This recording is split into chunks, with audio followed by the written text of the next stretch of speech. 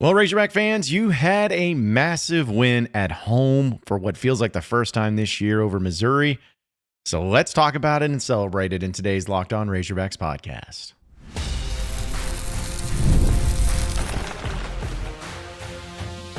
You are Locked On Razorbacks, your daily podcast on the Arkansas Razorbacks. Part of the Locked On Podcast Network, your team every day. Welcome into Locked On Razorbacks podcast. I am your host, John Nabors. I am also the host of Inside Arkansas Live, which you can catch every weekday starting at noon on Inside Arkansas and InsideArkansas.com. Today's episode is brought to you by FanDuel. Right now, new FanDuel customers can get $150 in bonus bets if you win your first $5 bet. Just check it out today at FanDuel.com. Hope everybody's having a wonderful Monday and had a wonderful weekend. And as you can see, I'm not holding a microphone anymore. I finally got my luggage back in. Crazy story. Good to have all my equipment back, all in one piece, all working, very functioning. So appreciate everyone's patience with me on that. And also, if you want to know the story, it is one of the most insane stories of all time on how I got my luggage back. Just go over to Inside Arkansas's YouTube page. I posted a video of me explaining it because it is a wild one, an absolute wild one. But thank you for all your patience on that. And it feels so good to be back. Feel like I'm an actual, true, legitimate podcaster now. At least that's what I'm going to go with. But either way, a lot of things to talk about in today's show. And kind of recapping the Razorback weekend. But how about the Razorback basketball team? Finally being able to break through and get a nice win, a much-needed win over the Missouri Tigers at home by a final score of 92-85. Arkansas came close but no cigar against Auburn, against Texas A&M. And as good as you may have enjoyed, or as much as you may have enjoyed, seeing Arkansas compete, see Arkansas get close, doesn't really do you any favors when it comes to the NCAA tournament. You had to get wins. And I don't think anybody was walking into the A&M or Auburn games expecting, hey, these Arkansas Razorbacks better win. But I don't think anybody expected after those two games to say, hey, we should have won those games. And that's really how it felt. So how was Arkansas going to bounce back? How were they going to bounce back against a Missouri Tigers team, which frankly has been playing about as good as anybody in the conference? Coming off of a huge win against Alabama. Offensively has really put some great things together. And Arkansas, to be honest, hasn't played the best at home at times. They really hadn't had any great home wins. Up until this point, it was basically Georgia. Maybe Oklahoma has your best wins, and that ain't it. Especially knowing how Bud Walton is and what it can be. But you didn't have to worry about it. Arkansas got the job done. They win in a very high-scoring affair.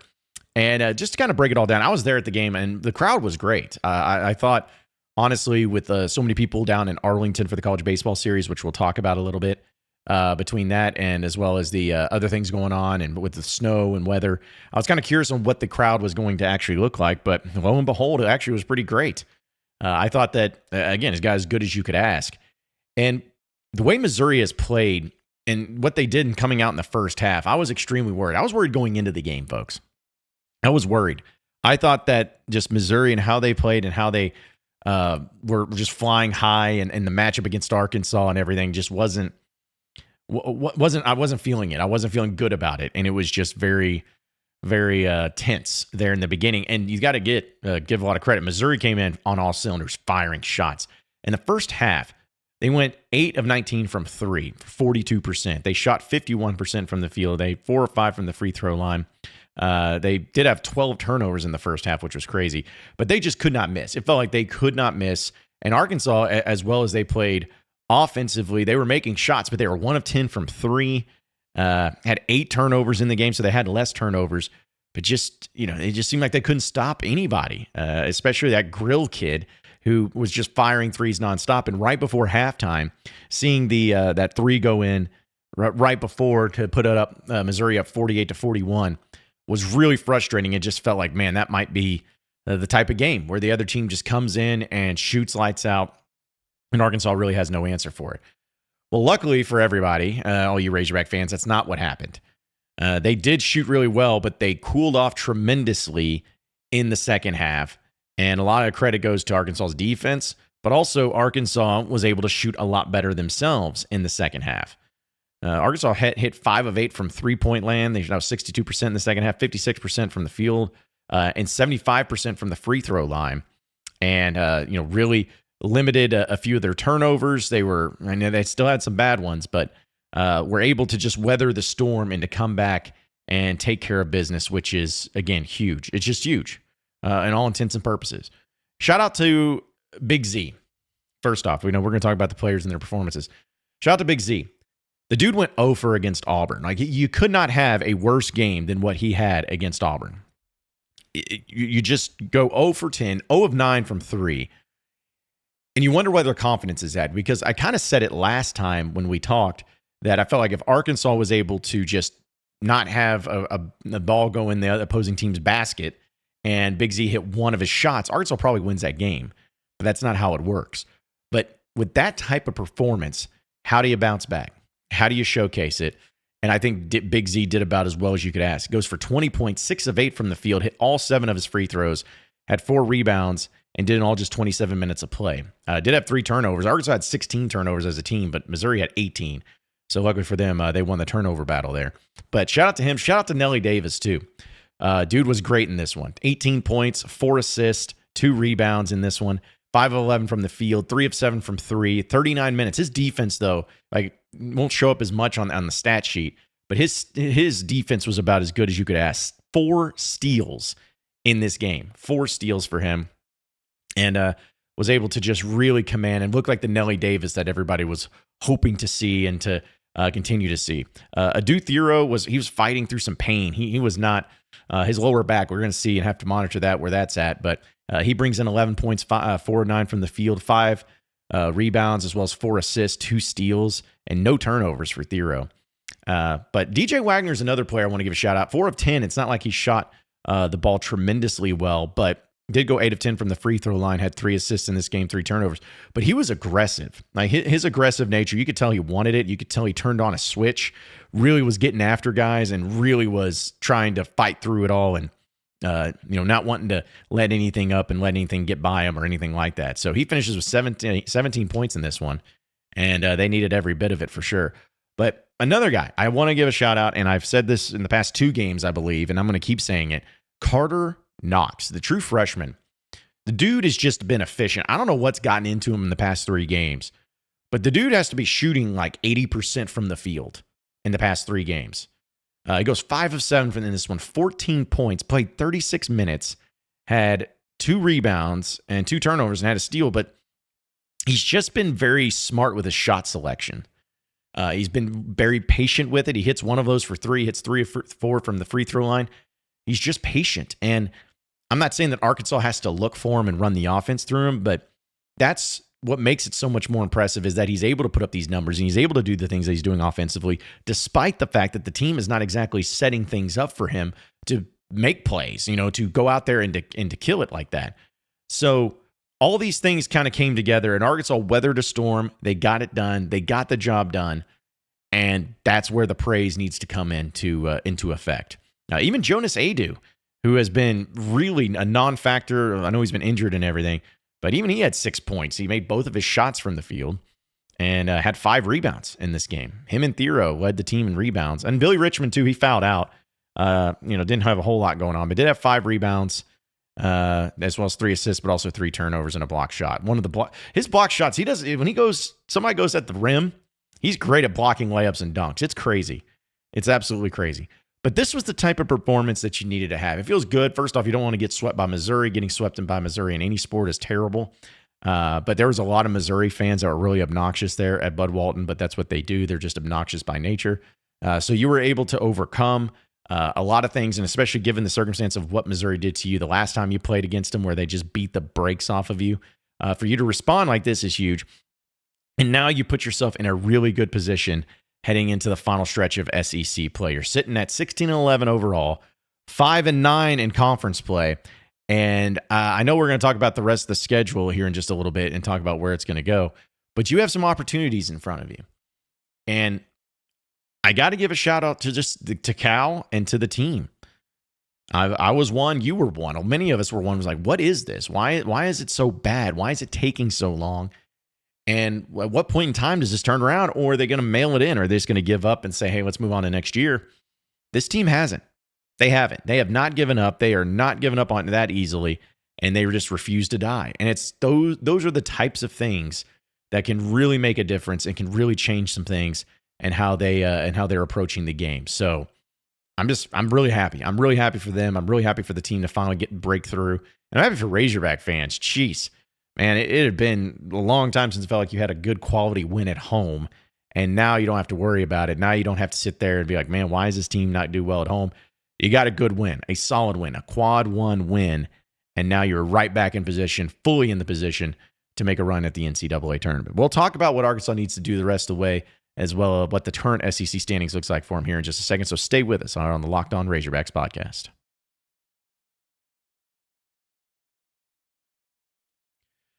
All right, Razorback fans, I am here to tell you about March. March basketball is about to be here, and there's no better way to get on the action than with PrizePicks, the best place for daily fantasy sports. Because with PrizePicks, you pick more or less on at least 2 player projections. And if you're right, you can win up to 1,000 times your cash. It's fast, easy, and keeps every game exciting. This week, you're going to be looking at different players for different lineups, whether it's the NBA or in college basketball or whatever it may be. And you got to love how you can make the picks in just 60 seconds or less and stay engaged in the game all game long.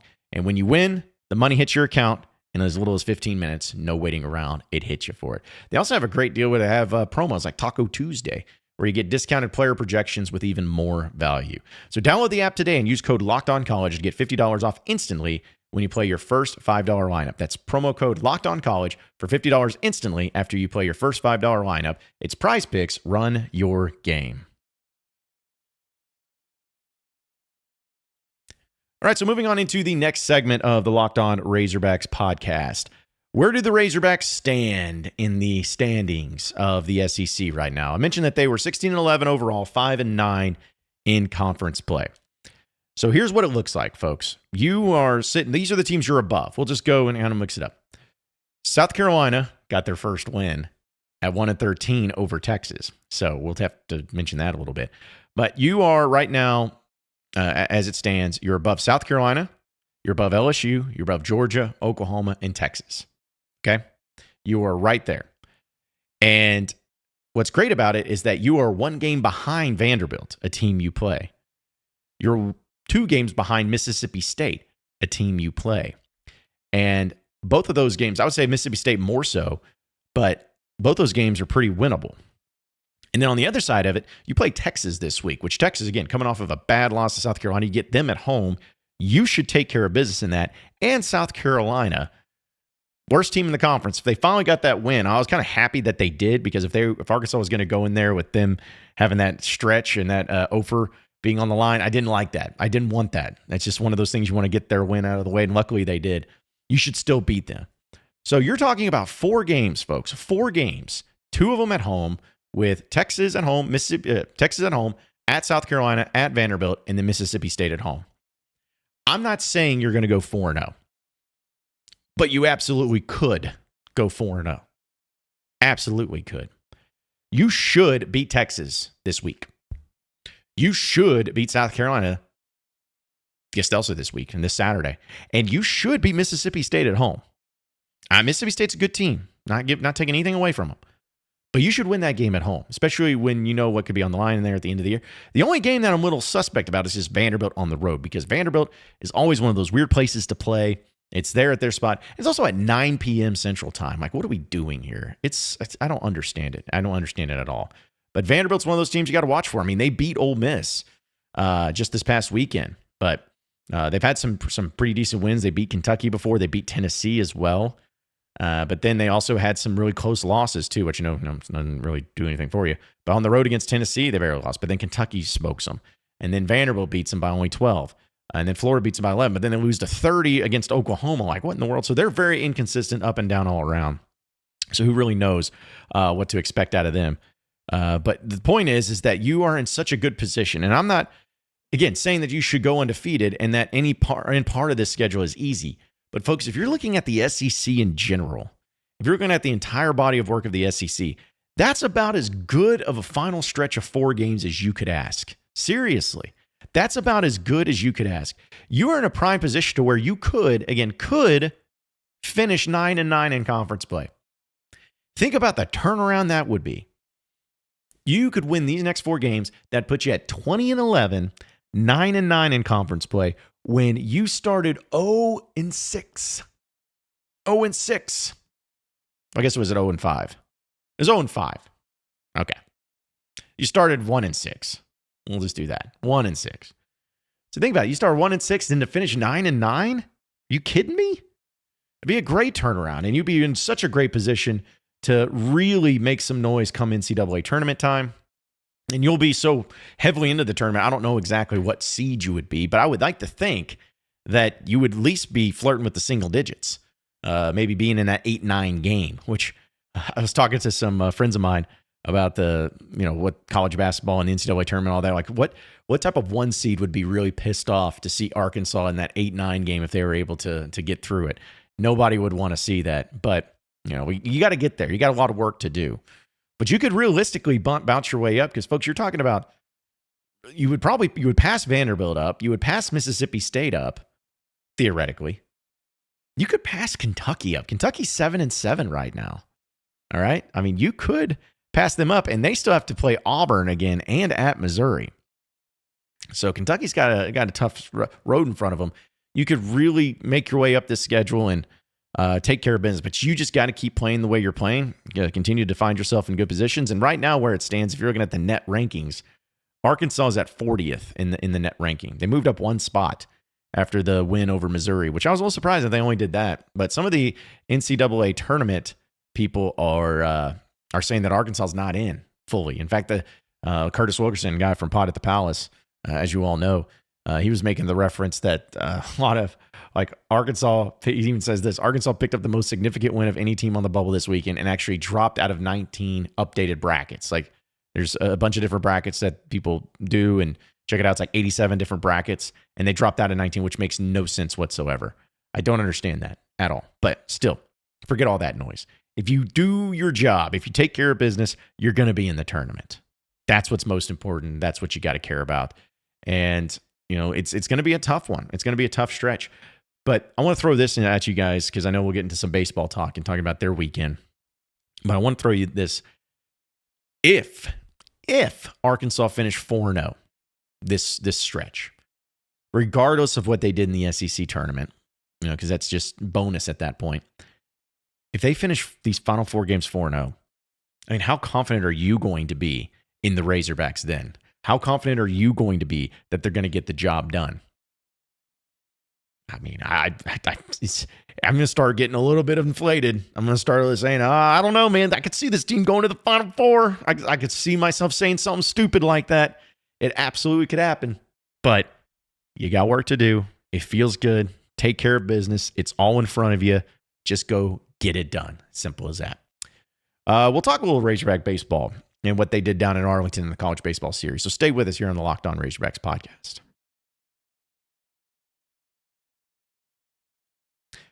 All right, Razorback fans, want to tell you about our friends over at FanDuel. When the game tips off, the NBA action is just getting started, and there's no better place to get in on it than FanDuel, America's #1 sports book.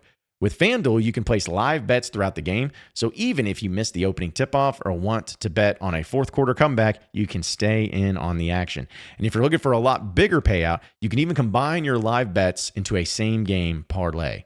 Listen, FanDuel has a lot of different features that you can check out, and every moment of the game makes it extremely exciting. Whether you're backing the team for a late-game rally or picking a player to hit a clutch 3, you never feel like you miss your chance. Plus, the app is easy to use, and when you win, you get paid instantly. Right now, new FanDuel customers can get $150 in bonus bets if your first $5 bet wins. Just visit FanDuel.com to join today. That's FanDuel.com for your shot at $150 in bonus bets. Make every moment more with FanDuel, the official sports betting partner of the NBA.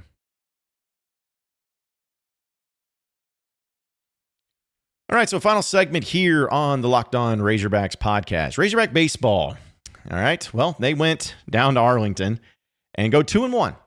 You always want to go undefeated. You want to win every game, but they go 2-1, and it's a pretty solid showing for the most part. I know we're going to talk about it, but here's what's crazy. So Arkansas, in their first game against Kansas State, they lost 3-2. A lot of frustrations came from that game, especially since Kansas State was giving up so many runs to different teams leading up to this. And once again, Arkansas struggled with having players who were getting on base and failing to score and to only manufacture 2 runs in this game. Extremely, extremely frustrating. So it's weird because Kansas State ended up going 3-0 down there. Make it make sense. So maybe they just knew how to do the thing and knew how to take care of business. But Kansas State, I hate to see that too, because they're the team that essentially ended your season last year, and they beat you. And then previously it was TCU, and it's like, what in the world? How does this keep happening? But Gabe Gackle, he went up there, only had 2 strikeouts, so had his own little struggles there. But I don't care what anybody says. With the pitching, you can say one thing or the other, all that. You can't win many games if you only score 2 runs. It comes down to that, plain and simple. But you had that, and you didn't take care of business in game 1. But then game 2 comes around against TCU, and you win that one in a really intense game, 2-1. Once again, not exactly the highest scoring game of all time, but extremely, extremely satisfying to finally just break through a little bit and battle into a game to where all bets were off in this one. In this one, Zach Root was the starting pitcher for Arkansas, gave up 2 hits and only 1 run. Which, again, is all TCU scored in that one. And TCU is actually undefeated going into that game at 5-0. So, but Root had 10 strikeouts, man. I really liked him last time we saw him. And there's just something about his stuff. I know it's a long season, but I really like what he was able to do and really settle in a little bit. But once again, like Arkansas this time they couldn't even really get on base. They only left 5 runners on base in this game and was able to have some few hits. I think it was Diggs and Aloy and Thomas were the only ones that had hits in this game for Arkansas. So just a really good defensive battle. You can talk about offense and all that, talk about Nate Thompson and all that, which I'm sure a lot of you are. But as I always say, a win's a win's a win. And to see that with a great crowd and the atmosphere's down there, I know Andrew Ellis was down there, and he talked about how crazy it was and how fun it was. That's a good one, and that's a good win. Again, you'll take them however you can get them, and you got to learn a lot about yourself. And I thought that the pitching was phenomenal. The pitching's been really good in those 2 games, and you got to give a lot of credit to Arkansas to try to bounce back and battle back, because there's going to be games that are going to be like that, folks. I know every single time you want to score a bunch of runs, but there's going to be games that it's not there. So how do you do it? How do you maintain it? How do you do it defensively? How do you do it with your pitching? All of that. That's what's important. You took care of business in game 1 because of that. And then in the final game, you played Michigan, and the final score was 8-6. You were up 8-1, and it got a little dicey there in the end, and it felt really uncomfortable. It's just never easy. It's just never easy for the Razorbacks. But you definitely did a much better job in this one at the plate. You've got 10 hits. You still leave 11 runners on base, and you go out there, and it was a great game for Vahiva Aloy. I mean, my goodness, dude goes up there and gets 4 hits at 4 at bats, gets at bats in 3 runs. Come on. The dude is awesome, and he's really hitting it, really hammering it too. So hopefully he continues to be that player that everyone expects him to be. But really good there. But the kind of a scary thing though was Gage Wood. Now Gage Wood, which I think a lot of people have felt like he might be the game 3 starter, which of course he was in this case. A junior player, a guy who's been around a while, has some really great stuff. Man, he started off hot. 2 innings pitched, 6 strikeouts. Bam, bam, bam, bam, bam. Just really killing it. And then he gets a little bit of an injury, and the trainer has to come out there during warmups of the 3rd inning, and they're just having to monitor it, and it's really unfortunate. Hopefully it's nothing serious, and I don't want to sit here and speculate on everything, and we'll see what Dave Van Horn has to say, and we'll see how all that plays out. But it's just never good whenever a pitcher, has, in warmups especially, has some pain and has something happen, and he knows something's wrong, and the trainer comes out and they have to take him out of the game. So hopefully it's nothing serious. Hopefully it ends up being okay. But you pitched a lot of guys out there. You're still trying to get reps, still trying to figure some things out. And it was a good showing. I know you still got a lot of work to do. Conference play is not going to be very forgiving to you, but you're still in good shape. You just got to keep and get the bats warm, please, because that way I don't have to sit here and talk about Nate Thompson, sit here and talk about the lack of hitting.